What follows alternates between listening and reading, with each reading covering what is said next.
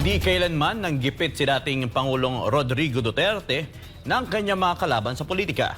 Yan ang iginiit ni Vice President Sara Duterte sa isang press conference. Binanatan din ng bise ang mga politikong patuloy na naninira sa kanya. Si Jason Rubrico magbabalita. They can drag me to hell. Pagdating nila dun, ako pa rin yung presidente ng impyerno.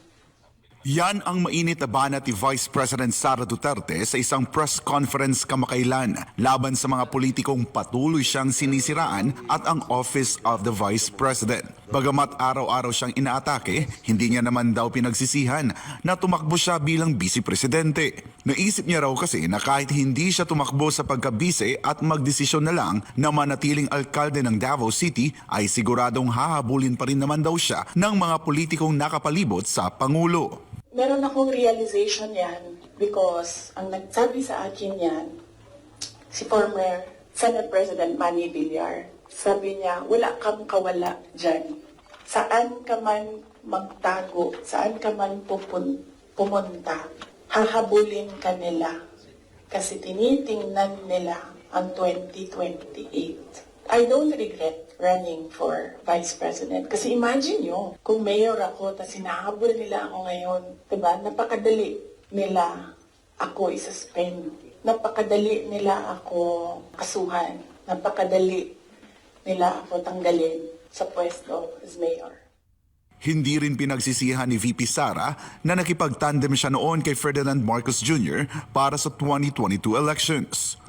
I'm sure merong rason ng Diyos kung bakit ako nilagay dito sa upuan na ito sa ilalim ng seal na yan. Para rin siguro sa kanya, para kay BBM or para sa bayan, hindi ko alam kung anong rason ng Diyos. Siguro, yun yung rason para ganito gawin ko sila ng kayo lahat. Drag me to hell. Pero sa gitna ng nangyayari ngayon sa politika, lalong-lalo na sa ugnayan nila ni Marcos Jr., ay hindi niya naman aniya hiniling na sana ay nakipag-tandem na lang siya kay dating presidential aspirant at dating vice presidente Leni Robredo. Hindi, ma'am, inuukong uminaon sila ni Guklod, mangyapon na nila si PRD, di ba? Mag-ICC, gihapon na nila, sabot na. Si Trillanes o si Leni, magkauban man na sila. So kung presidente si Leni, ilahag hapon ng ICC.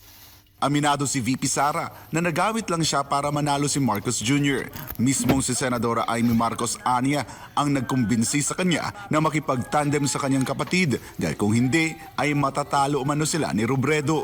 Samantala dahil nga sa mga hindi tumitigil na political na pag-atake laban sa kanya ay may nasabi ang bise kay Senadora Amy sa isang group chat.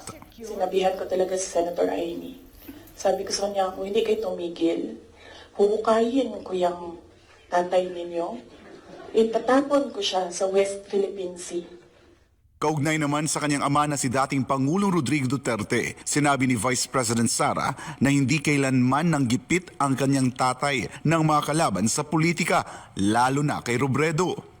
Si PRD, in all fairness to the person, hindi yung nanggigipit ng tao, hindi niya ginipit si Leni Robredo. Tinanong ko, bakit 700 lang yung budget ninyo at the time? Kasi 700 lang talaga ang pinropose. Hindi natin alam anong rason.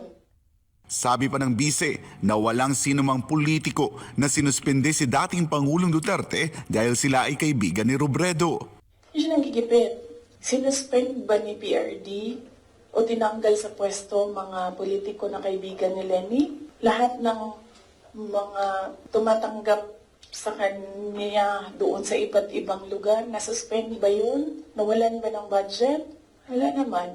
I don't remember anyone ever complaining na naalis sila sa pwesto kasi kaibigan nila sila ni Robredo. Wala.